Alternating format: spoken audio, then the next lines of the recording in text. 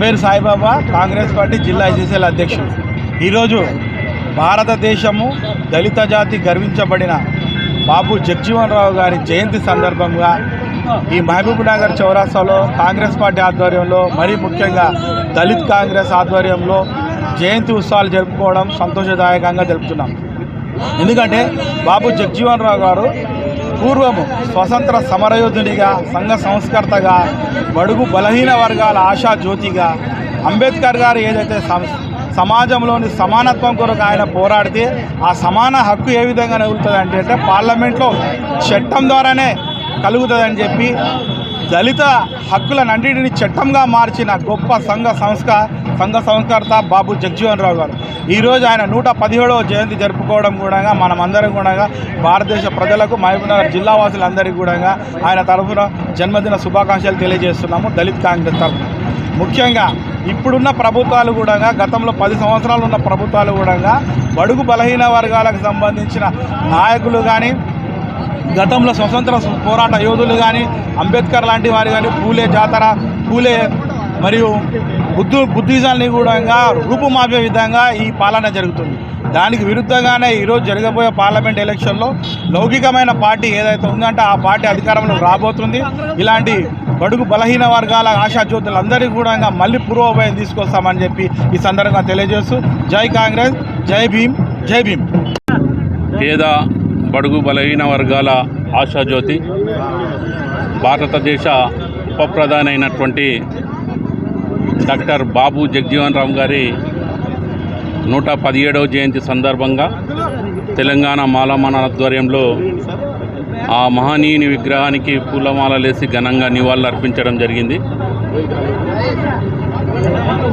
ఒక దళిత కుటుంబంలో పుట్టి భారతదేశ ఉప ప్రధాని స్థాయికి ఎదిగినటువంటి గొప్ప నాయకుడు డాక్టర్ బాబు జగజ్జీవన్ రావు గారు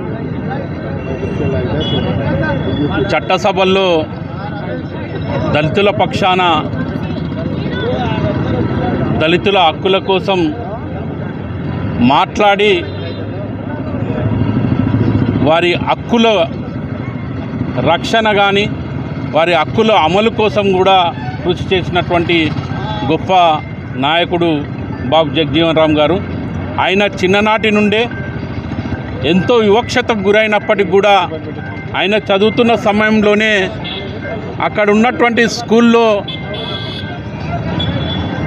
దళితుల కోసం ఒక కుండ పెట్టి మిగతా వారికి ఒక కుండ పెడితే అక్కడ నీళ్లు తాగొద్దని వివక్ష చూపెడితే ఆ కుండని కూడా ఆనాడే పగలగొట్టినటువంటి సందర్భం.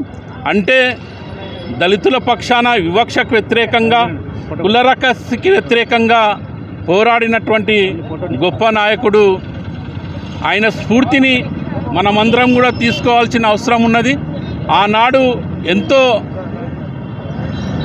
కులవివక్ష అనుభవించి కూడా ఈరోజు ఆయనని ఆదర్శంగా తీసుకొని ఎన్ని అవమానాలు పడ్డా కూడా ఒక దేశ ప్రధాని స్థాయికి ఎదిగిందంటే ఆయనని ఎంత ఆదర్శంగా తీసుకోవాలో మనమందరం కూడా తెలుసుకోవాల్సిన అవసరం ఉన్నది.